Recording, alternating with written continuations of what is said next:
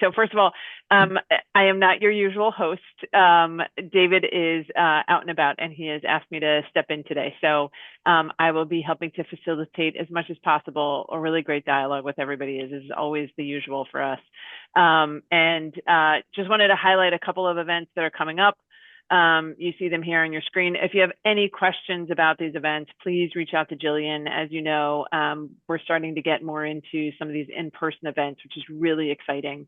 And it'd be great to have participation and a lot of activity at those in-person events because they're incredibly worthwhile. So that's a formal intro. And now on to the regularly scheduled programming for today, which is our time with Adam Boelke. And just super quick background for those of you that don't know Adam, because he's obviously been around with this group for a long time and been incredibly supportive and a valuable resource for the team.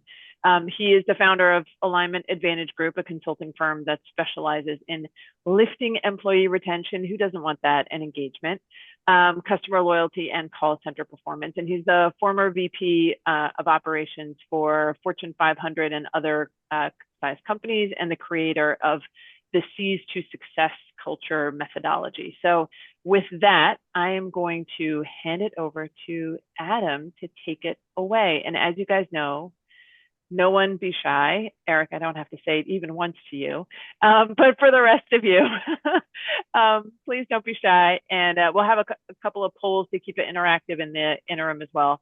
But off to you, Adam. Cool. All right. Well, thank you very much, Michelle. I appreciate you kind of moderating for us while David's out and about doing his thing. I think he just didn't want to hear my thing. I'm just going to give him that so that when he does see this recording, he calls me and says, "I wasn't that." Well, we But just have to tell him how much better of a job Michelle did next time he comes back. yeah, exactly. This is going to be great. So let me see if I can get this thing shared and see if it works correctly. Do you guys see a presentation on your screen? I don't. I just see a black screen, Adam. Same. Uh, oh, I hit that button. It's a very nice looking black screen. Thank you. Yeah. Let me try something else here. We just practiced this and I screwed it up already. Hold on one second. I think what We're gonna, Jillian said is if you select the app versus yeah, the screen. let's do the app this time. I thought I hit that one, but I didn't. Let's try that and You put it. got it now. All Yep. right. So you guys can see probably my notes and everything. We can't see your notes. Yep. Yeah. Okay. So hold on one second. And let's Should put be you able to on. just go up to slideshow and go into slideshow Yeah. mode. There you go. You're There we good. go. You're good. Now you can see it, right? Yep. Okay. Now are you getting the notes now? Yeah. Yes. Yeah. Now we're getting the actual slide version with like the notes on the side versus the slide itself. It's not working. All right, well, we'll just do it without the notes. How's that? I'll just wing it. Screen, end show. Because that didn't work from what we were doing earlier. That's all Yeah, right. it's interesting. Keeps you Well, on your toes, Adam. There you Keeps it go. fresh. There you go. all right. Well, this is without the notes. So I'm just going to wing it and do without notes because you know me. You guys know I talk a lot and I can figure it out. Anyway, I just wanted to thank you guys for coming today and really I got motivated to put this presentation together because I saw some just amazing statistics that kind of freaked me out a little bit around the fact that what I saw was that I think it was something like 70% of all CX initiatives fail to get their full return on their investment. And that just blew my mind. And I think a lot of us, may have actually experienced something like that in the past, but it is really a staggering statistic. And if you think about the lost opportunity cost to companies overall, that's a big number. We all spend a lot of money into this stuff, and we need to optimize that. The second thing that really freaked me out was when I saw a statistic from I think it was, yeah, it was from MIT. And they just put out a study last month, and I'm sure some of you guys have seen that article that said that it was something like 95% of all AI initiatives are not giving the return and the lift that they expected. Yep. And to me, those were some big things. So I wanted to talk about that and address what I think is a contributing factor to all this, and give you guys four steps that I think will really make a difference when we start thinking this way, when we start approaching either CX strategies or AI strategies, basically operational performance. So that's kind of what I want to share today. So let me move forward here. And Adam, how do you feel about questions throughout versus holding them to the end? Love questions throughout. Let's make this interactive. And I'm trying some new stuff out, new material out today. So you'll see some familiar stuff if you've seen some of my presentations before, but also you'll see some new stuff, and love to get your feedback as we go. So, please feel free. Um, the uh, the thing that I want to kind of share is that, what's great about the role that I play today is I get to talk to a lot of you guys and a lot of senior leaders throughout throughout the world.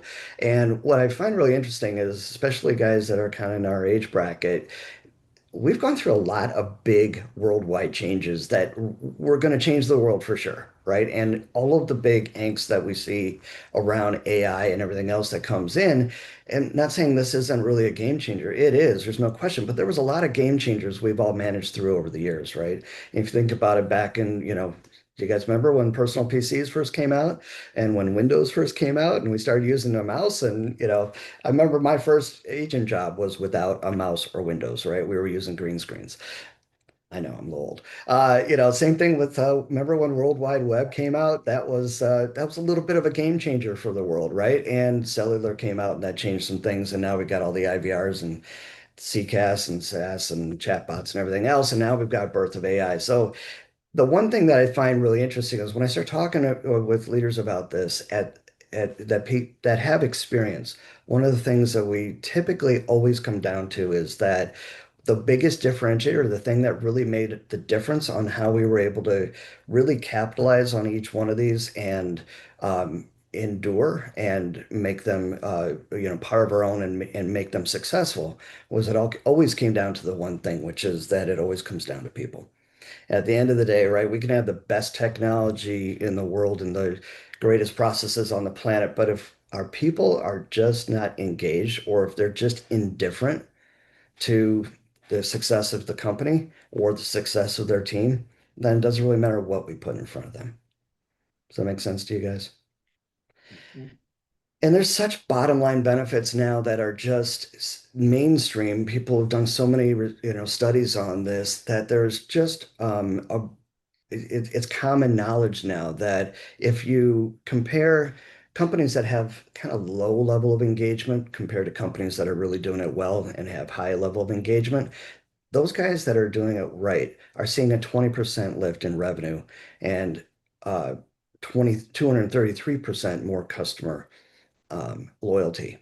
And all of us would love to see ways to reduce turnover because there's so many different, not only direct expense impacts from turnover, such as, there's a lot of statistics out there that talk about how much it costs to replace people, which is a big significant piece, but there's a customer experience impact to this too, as we bring new employees in that really aren't as familiar with everything as these more seasoned reps. And so we're exposing our customers to brand new operators, right?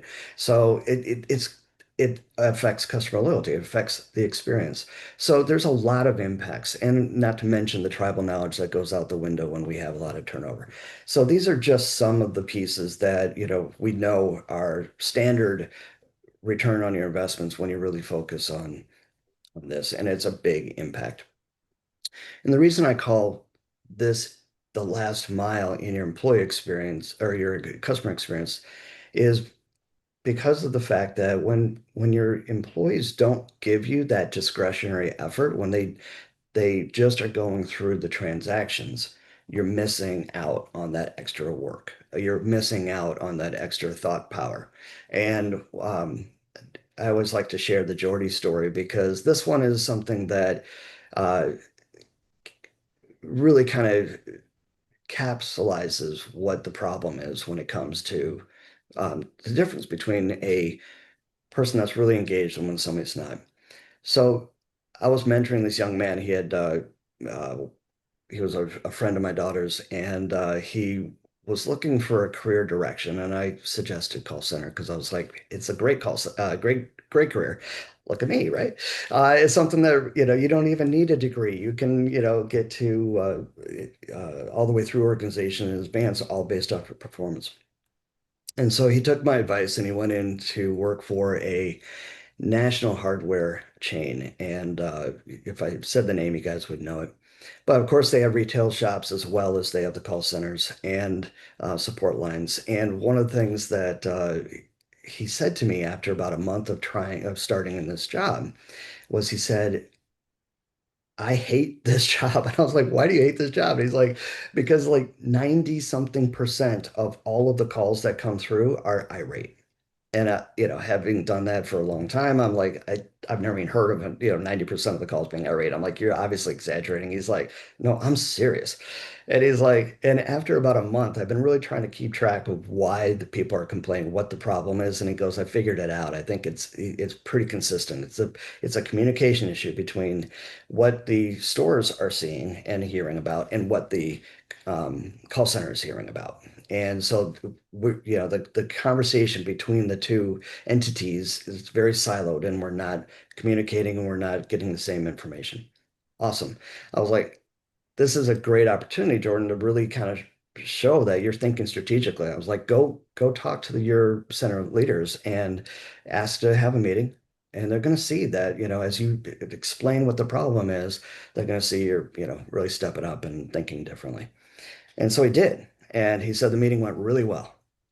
And I was like, great. And he said they promise they're gonna, change the world and make all these differences, make all these changes. I'm like, excellent. So about a month later, I asked him, I'm like, so how'd it go? Are you seeing some good changes? Are you getting good feedback from people? And he's like, no, they haven't done anything yet. I'm like, well, sometimes they do stuff behind the scenes. It takes a minute. Let's just see, give him about another month or so and see, let's check in again. I asked him again and he said, yeah, no, they still haven't said anything. They haven't announced any changes. We still are having the same problem. I'm still dealing with 90% of my calls are the same problems. And he goes, honestly, he's like, I'm starting to look for another job. I was like, really? I'm like, why? And he goes, because he goes, I went in really excited about this job. I really was taking your advice and thinking I was going to really go gangbusters there. And I was really pumped. And then I was really excited about being able to, provide what I thought the solutions were. And he goes, honestly, I kind of feel like if they don't care, why should I? And he goes, I'm just looking at all of my transactions now, or all my customer interactions, just as transactions to get through the day. He goes, I'm not really, uh, not putting the energy into it like I used to. So that's an example of, the black hole that can happen when we don't have good engagement and the impact it can have not only on our organization, not missing the opportunity to improve our organization, but also to the impact it has to our customers, which is why I always say I think it's one of the keys to the missing last mile. So I just thought this owl was the coolest thing ever. So I was just curious, on a scale from 1 to 10, how big of a role do you think having culture plays in the success of the company?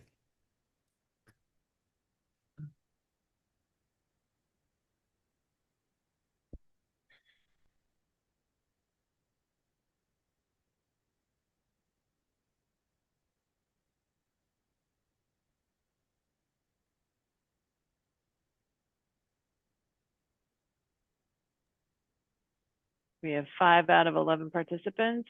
We got 6.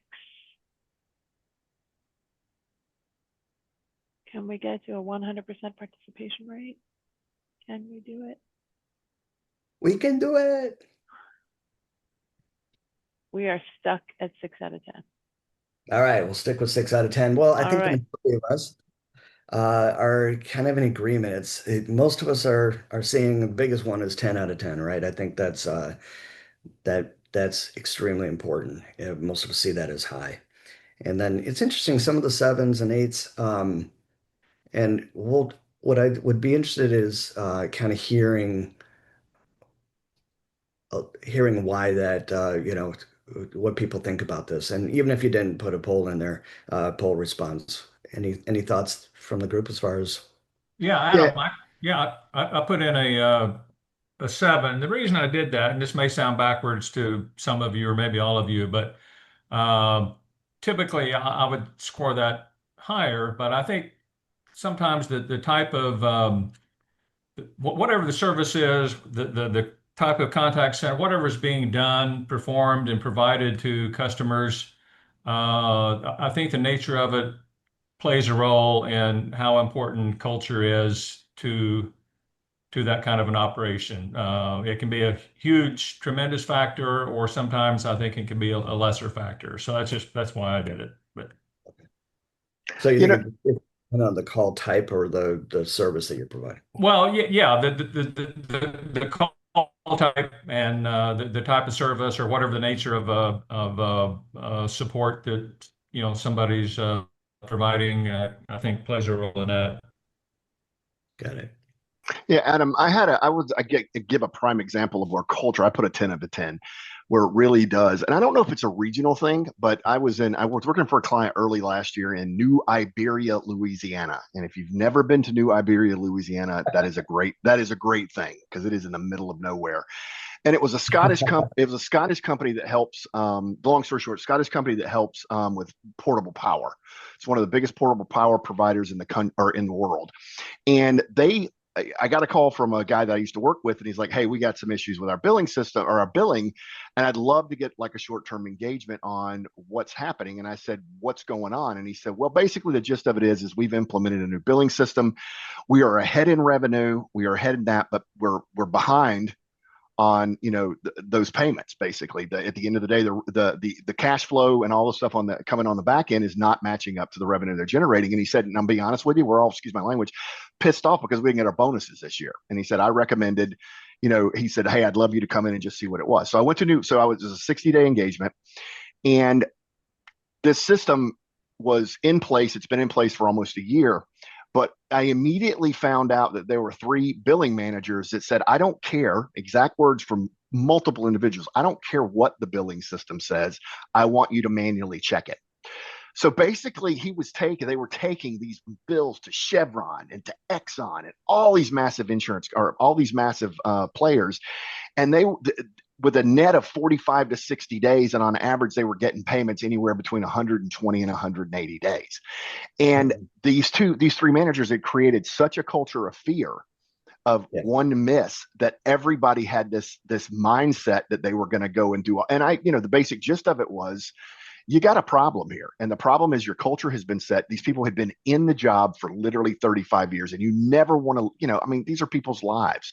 But as a consultant, my recommendation was, you got to potentially move some of these individuals out of the role, whatever it may be. And I checked in this year, and their billing is now around right net of 45. It's like running like 48, 49 days. And I said, "What happened?" And they said, "Well, we've made some changes." And so to me, the culture of the organization can absolutely undermine, there's this mindset of technology, throw it in, throw it in, throw it in. But number one, if you've not fixed broken processes, and number two, the people that are actually making the decisions aren't bought into it. That's the big driver. I have to say, from consulting, is one of the easiest engagements I've ever done because it was just obvious. But at the end of the day, the change was hard, and the guy that I was speaking with said it took us a long time to really make that change because they'd all been together for such a long period of time. And so, when I say cultural, it's a very southern town. It's in the middle of the swamp, and everybody knew everybody. So if you got laid off or it was one of the biggest employers in that area. And so the long story short is, in my experience, that literally will drive, it can sink anything that you do. And you have to make sure that those key players are not getting in the way of it, because they do drive the culture. So That's a great story, Eric. Yeah, and I that's kind of what I have experienced many, many, many times as well, is that, and so actually what I want to talk about throughout this discussion is that it's the same thing. I think some of the challenges we're having with AI is, I think AI is going to change how we manage a bit because it grows so exponentially quickly. We have to kind of that command and control type of, focus that I think is out, that's very prevalent in a lot of organizations. I think is going to start changing because they can't keep up with, like you just saw, that backlog, right? They're creating their own stopgap, right? They're creating their own bottleneck. And I think we're going to have to move a lot faster than that, be a lot more nimble than this insistence on doing it the old way. Yeah, Adam, I just had a quick comment on that, which I think is interesting when you start talking about AI and kind of the human resources piece. It does get really interesting too, because there are opportunities for AI Oh, to help us from a management perspective, to help us learn was so, I'll call it like universal, and you'd spread it like peanut butter. And I think one of the beauties of AI is it's going to enable us to have the opportunity to do a lot more personalization when it comes to management, to help us understand what are the individual motivators for each person that I have potentially in the contact center, and then come up with ways to present feedback and to give them ideas and strategies for how to do their job better that align with their specific motivations. And I get really excited about the implementation of AI in that way, because it starts to allow us to see how people are moved differently by different things. totally.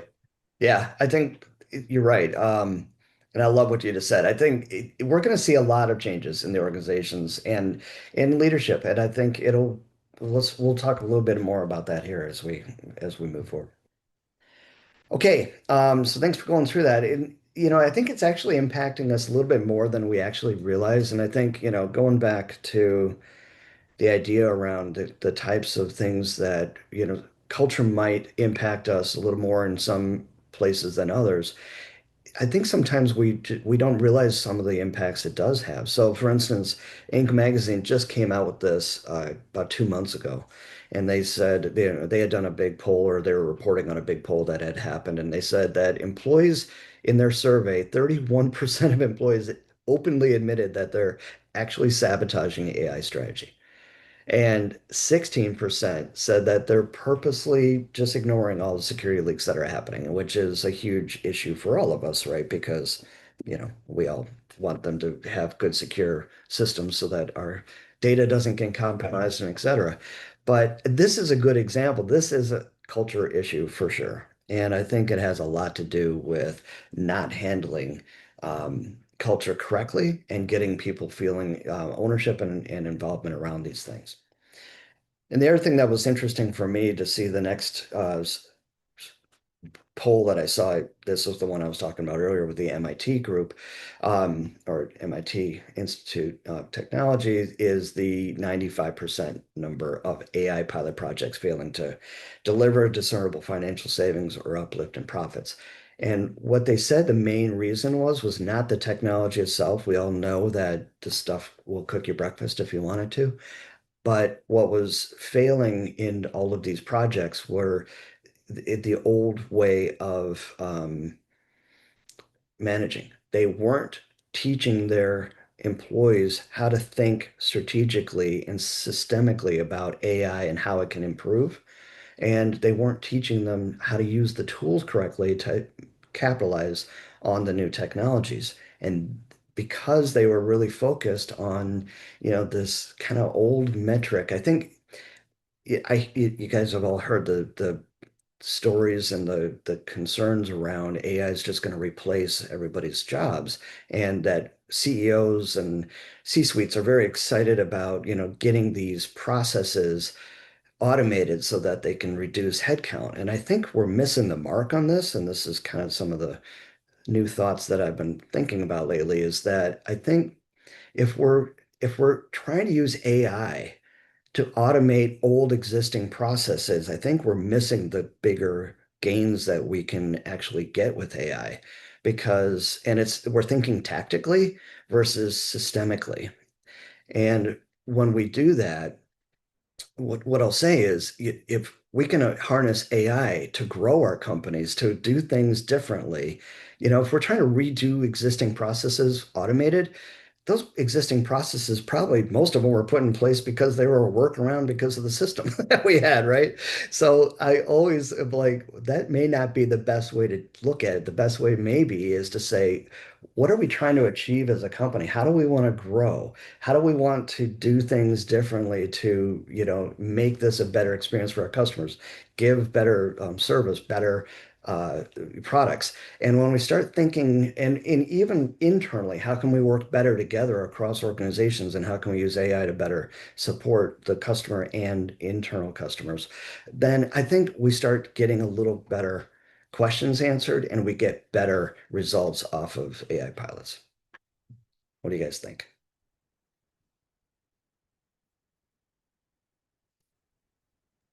I would agree with that. Yeah. Yeah, cool. All right, thank you. All right, so here's a this is the Vicky story. I love to share this one because and I'll try to quote it correctly, Vicky. Sorry, but glad to hear you can fill in the blanks if I screw something up here. But what I loved about her story that she shared with me and about 20,000 of Vicky's closest friends on LinkedIn was that she was trying to buy an e-gift card for her sister for her birthday. And it was at her sister's favorite clothing store, and it's a national, retail chain. And when she did, like all of us would do, she went out to the website to see if they had an e-gift card, and she saw that they had a gift card, but they didn't have an e-gift card, so nothing was said about it. So then she, of course, tried the chat bot. That basically said, make a phone call, call into the support line. So she does. And when she calls, she immediately, it's pretty obvious it's a BPO over in Asia. And whether it be a communication problem or whether it be just the fact that they basically just kept reading the same script over and over to her, instead of actually answering the question about if they even offer an e-gift card, they just gave her a bunch of questions that had nothing to do with what the situation was. And so she finally gets a little frustrated, and she's like, I really want to talk to a US manager. Can you transfer me over to a US manager? No, they're closed for the day, but you can try back again tomorrow.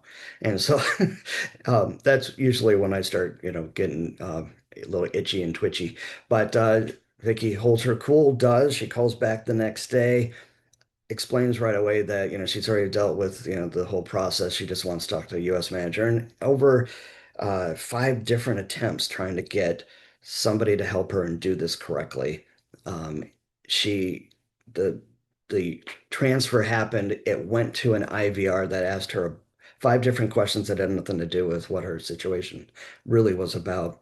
And then it looped her back to the BPO every time instead of going to the the transfer to the US manager.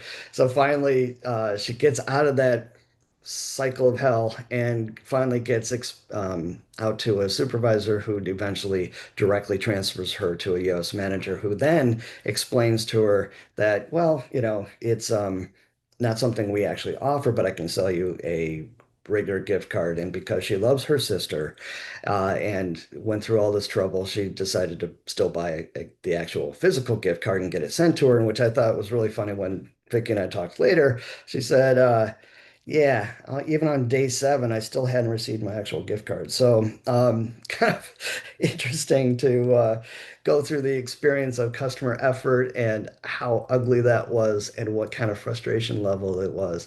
So let me kind of, and Vicky, I'm sorry if I bastardized your story a little bit, but I think, general gist of it was right. But let me ask the team here. So after you made it right with Vicky, now you've got some operational issues that are obviously happening in your organization. Um, you know, let me ask you, what kind of things would you take on to change and fix that problem?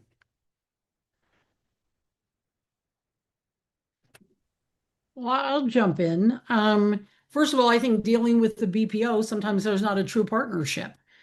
And so, they think there is, and they've actually given suggestions, only those suggestions were never taken. So now the BPO is discouraged because the vendor manager maybe doesn't listen, or maybe the vendor manager can't do anything about it, but doesn't communicate with the BPO. And finally, the BPO just gives up, throws up their hands, and hence the cycle of the same questions and reading of the scripts over and over and over.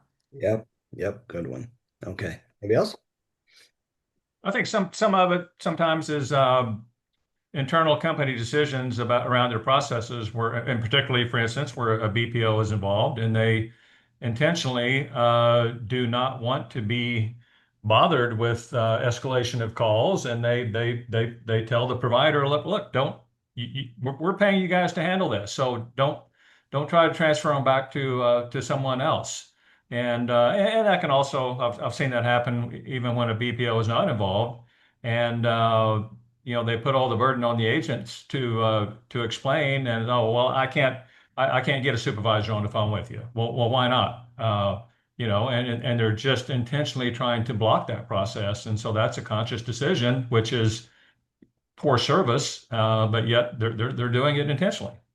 Yeah, great point. For me, Adam, I think one of the pieces is even kind of more fundamental and kind of higher up in terms of the food chain from a strategy perspective, and that's just alignment on your KPIs. Because it feels like if you've really got your KPIs process, you're going to think about more holistically the value of the customer lifetime value. And if you can get those KPIs aligned across the organization and you can communicate that across teams, then you're going to have more people that are willing to do the kind of behavior that results in long-term, not just loyalty, but advocacy ultimately. Totally. Yeah. I think it's interesting because we're talking to a group of senior leaders, right? So, I think you guys are getting this, and but I think you'll also see a lot of tactical responses. And what I find interesting is, so putting out the fires of like a big complaint like Vicky's was, we tend to kind of try to fix the tactical things as a company, and we get rewarded for that. So I think we kind of are feeding our own problem here, which is that um, this is kind of the stuff that I see a lot. Oops.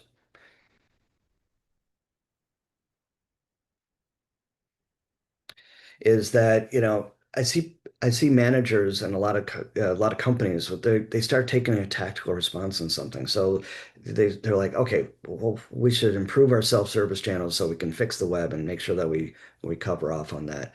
And put on there that there's no gift card that we allow. We should improve our scripting and training for the BPO. That's usually another tactical response. They need to get better at it. And to your point, maybe it's by design, but let's see. Um, the routing going back to through the IVR every time is something maybe we can fix and maybe even adjust our tier twos schedule so that we can be there for the customers and when they need them, or get a shiny new technology like AI or something to take care of it. So we got these tactical responses, and I think what I found interesting by what you guys just said is that I think what ends up happening is you've seen this before too, where if you focus just on these tactical things, then they're only as good as the next problem you have. And as soon as you have another big problem, everybody jumps back into the fire truck and tries to put out the fire.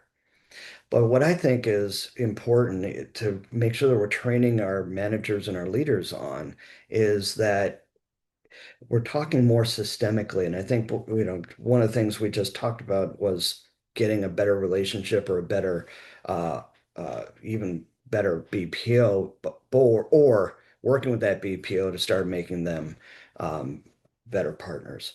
And a good example is if we're really aligned around the customer, and I think, Michelle, what you just said around the KPIs and, what is our KPI that we're really trying to achieve? What's our overall objective?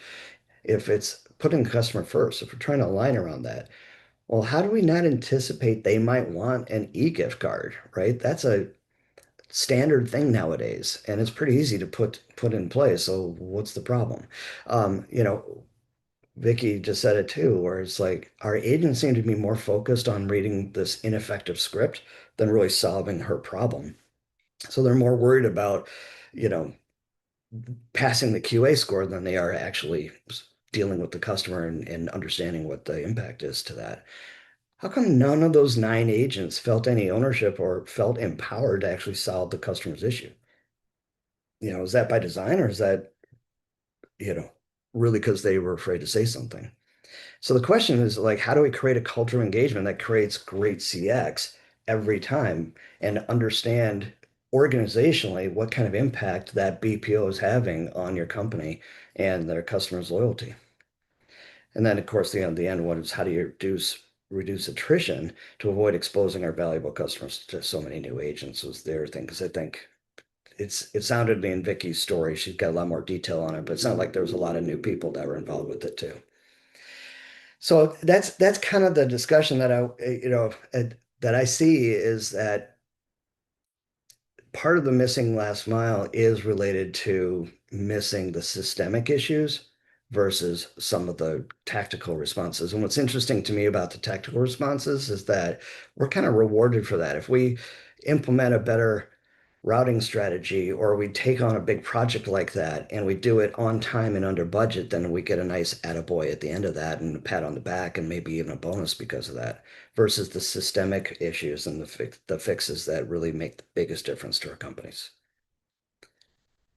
I think the other part of the missing last mile is that there is a general gap in awareness overall. And I think, hearing Eric's story earlier about the billing managers, sometimes you get wrapped up in this vortex, the spinning vortex, and you're so close to it, you don't actually see it. And why he was able to walk in and 10 seconds later figure out you got a culture problem. Is an example where, we kind of live in our own echo chamber. We're living in our own vortex sometimes. And we don't realize that it's happening until we get some fresh eyes on it. This study came from the CMP organization, and they said that they asked call center. This is actually call center leaders, and they said, "How you guys doing on your engagement? How you think you're doing?" And 84% of the leaders said that they felt like they've improved and felt like their culture was doing really well with their employee engagement. That same year, Gallup study came out and said almost 70% of employees are responding and saying that they're disengaged. And 16% of that 70 were actually sabotaging the company. So they didn't quit, they didn't leave, they were just there actively sabotaging. And what's interesting to me on that one too is that when Duke University came out and asked leaders about why they felt people were disengaged in their companies, only 22% really understood why. And if that's the case, that also kind of on the flip side to me means that almost 80% of people, leaders, don't fully understand what really drives full employee engagement, which I thought was kind of interesting. Hey, Adam. Yeah. You bring up a really good point about that the leaders thought that they had improved engagement. I think it goes back to the customer as well. Um, Companies may have different definitions on what great customer service is, Yep. and they may think they have great service. And a lot of that goes back to how the CSATs are the surveys are written. I was a VP in a company, and the CEO thought the service was amazing. They had a limited amount of surveys going out, minimum, I mean, very minimum. And the questions were skewed. Meanwhile, we had 25-minute ASAs. And, Right. and the CEO thought it was great. And customers were complaining when I first got there. So I Yeah. really think it's about perception. And again, it goes back to not asking the customers the right questions. And to this slide that you have up, it's the same thing as the leaders thinking they have engagements. Do they ask the employees, or are they Yeah. just subjective? Great point. I think, going back to, if you're asking the wrong questions or if you're asking leading questions, then you're getting the answers that, may not really depict the problem. And I think the other piece to that too is how safe are people feeling like they're like when they're a customer is a little different. A customer is going to be very willing to tell you if you did a bad job, usually because they got no skin in the game. But an employee definitely, if they're feeling like it's not that kind of environment where I can actually tell you without damaging the relationship, or feeling like it's going to affect my, opportunity to grow within the company. Uh, People don't really always believe that it's a anonymous survey.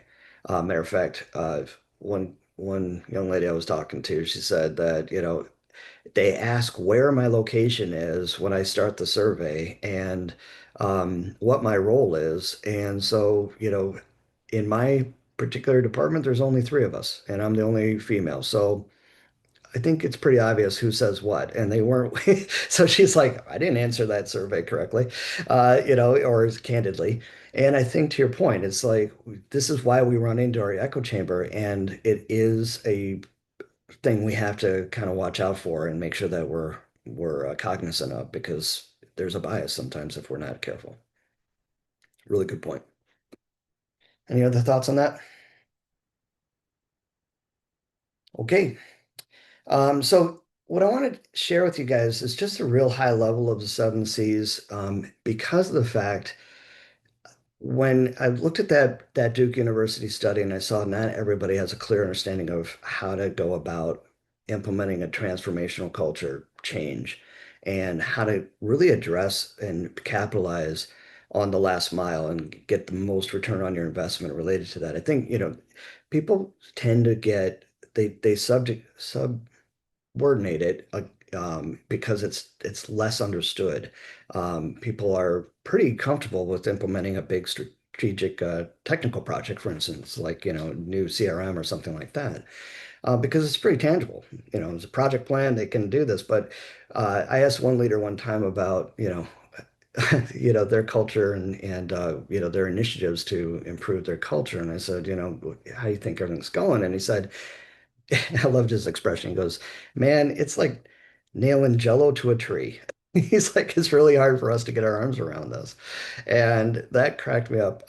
One, I think he was Erica, and it's probably the same part of the country from where you had your consulting engagement because he had that great Southern accent that went with it. But the big piece around it, I just thought it was a great analogy because I think leaders can tend to really struggle with how to do this correctly and how to actually even go about starting one. And what I always, use from just a general piece of advice on this is the old Arthur Ashe quote of just start where you're at, right? Wherever you are, begin. And I'll add to his, which is follow a good program that's proven and effective that reliably does create that culture of engagement that you're looking for. So what I wanted to share with you guys today was just a real high level. I know some of you guys have seen some of the stuff already, but this is where I want to kind of get your opinion on each of the seven C's and get an idea of, what you think as far as if what I have found is these are the most important areas to focus on, and you can see them each of the pillars, each of the seven C's are each of those pillars, including the foundation, clarify. But I'll be curious to get your input as we start going through them. Um, as part of the program, it does focus initially around some foundational beliefs that all leaders across organizations really need to share and agree on in order to effectively implement a culture of a transformational culture like that that creates great engagement and great performance. And the big one here is obviously the trust is a must. That's an obvious one that I think everybody would have as their foundational belief across organizations.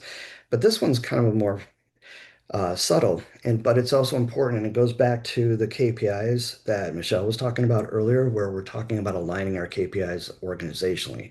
Alignment is mission critical and avoids some of those competing KPIs that we sometimes have between departments. When we understand that it all takes a village, every person in our organization plays a role into the success of the organization.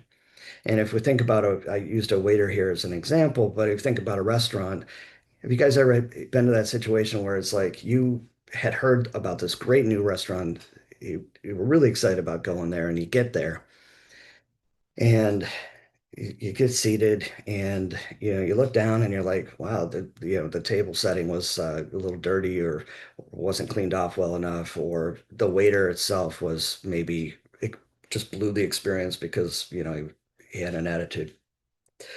Those were all impacts, or maybe the dish that you wanted to actually order wasn't even available because they ran out of it.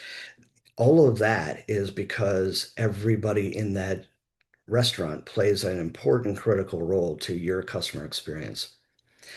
If you think about the chef, obviously is, the star of the show, but if the waiter is delivering it with an attitude, then it kind of takes away from the flavor of the meal, and definitely from the experience. Or if the meal wasn't even available that you wanted to order, well, that's because the planning wasn't done well, or the person getting all the supplies and the food for the day to cook wasn't wasn't doing a good job, or maybe it took a long time for it to come back out.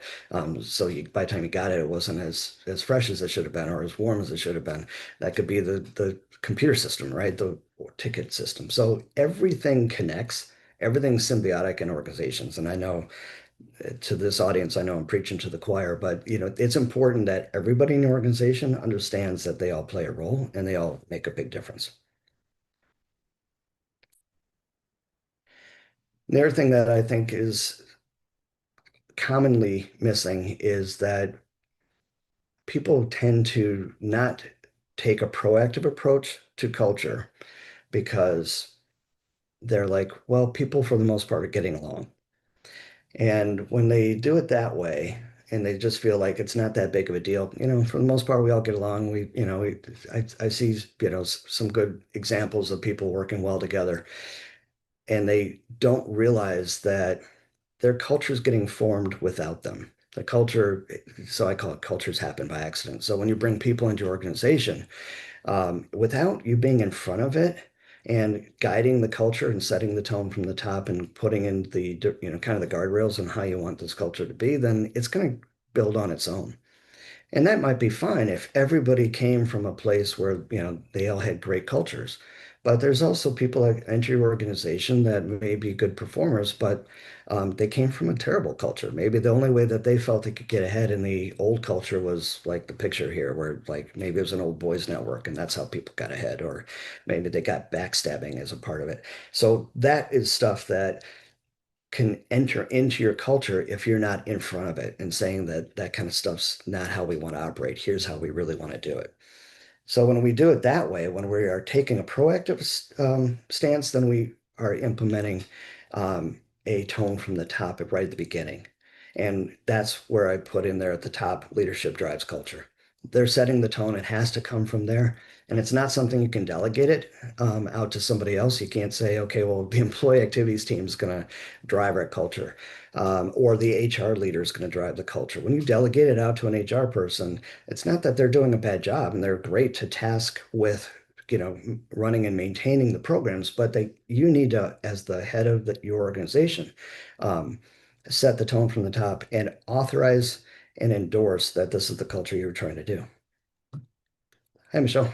Yeah, so Adam, I'd love your thoughts on, because I come across this all the time when I'm talking and mentoring with some other folks in organizations, and they come to me and they say, yeah, okay, well, I can create the culture on my team, but how do I get people above me to really think about culture and to make culture truly pervasive?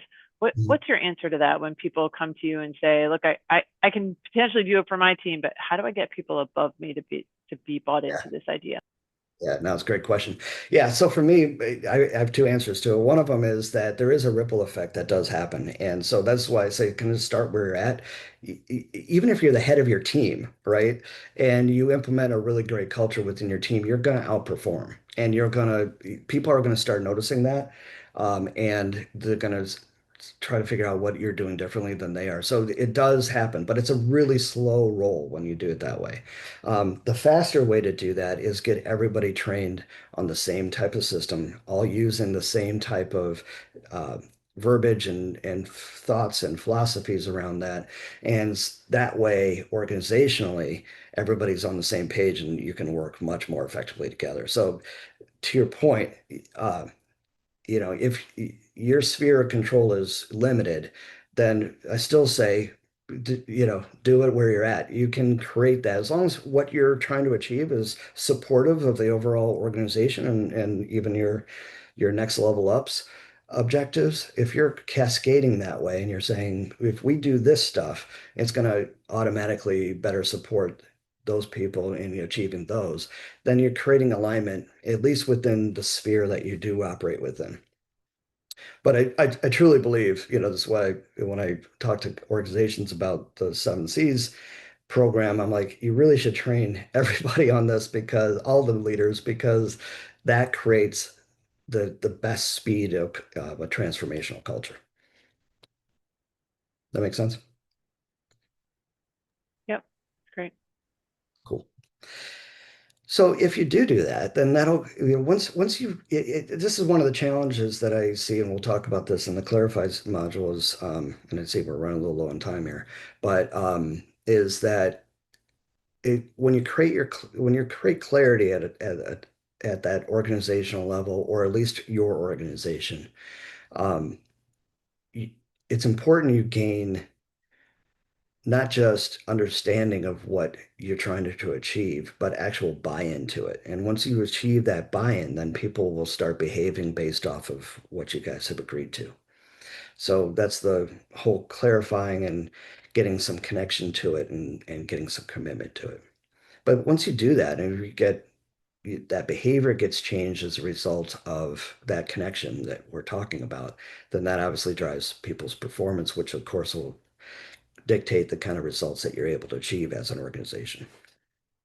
So that's the culture continuum. And if you're not achieving great results, and I think Eric's story was a good example of that, where they're not achieving great results, it's probably somewhere in here that we're having a problem.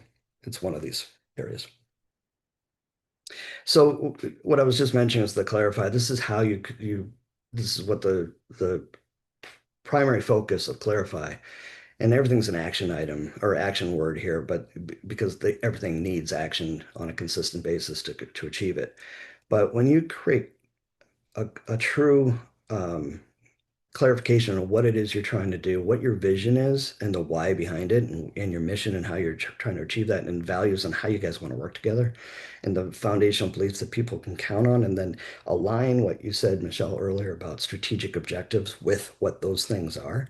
And everybody understands it, and they actually start using it as a compass versus just a pretty poster on the wall. Then you start being able to have more consistent and more aligned action in all the decisions that you make, as well as the interactions you have with your customers and your overall performance as a company.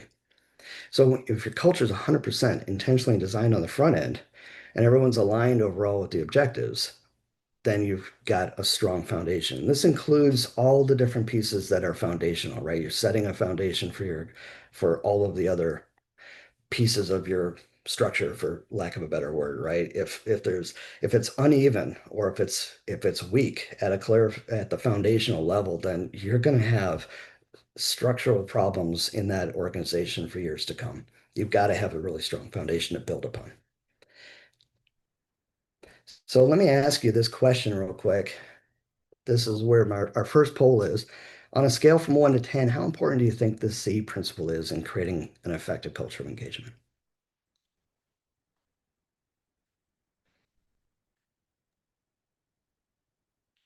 Creating clarity and creating that tone from the top. I just want to make sure, did the poll pop? Yep, pulls up. Okay, good.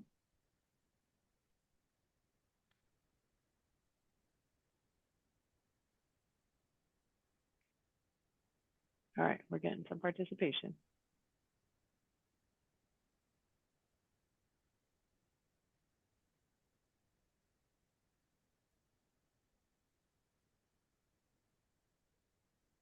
Hmm.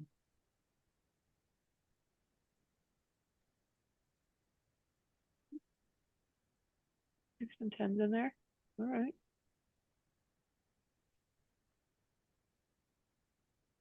Good.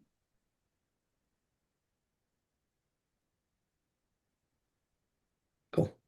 All right, I'm going to end that poll. Yeah.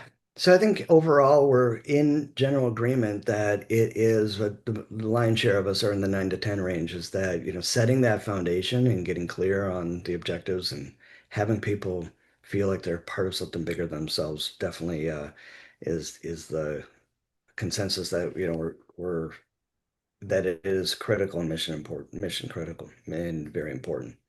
Second question is this other one though, which is in your company, and or if you're a consultant, maybe in some of the companies that you've dealt with, how would you rate that company's effectiveness in doing this. So I think we got to put a new poll up there. Those both came through. Both of those questions came through, and we got the results from both. Oh, okay. I didn't see that one. Okay. What was the answer on that one? So we had 1 4 out of 5, 1 5 out of 5. I mean, out of 10. 1 4, 1 5, 1 8, and 2 5, 2 10s. Oh, 2 10s. That's awesome. Yeah. Thank you.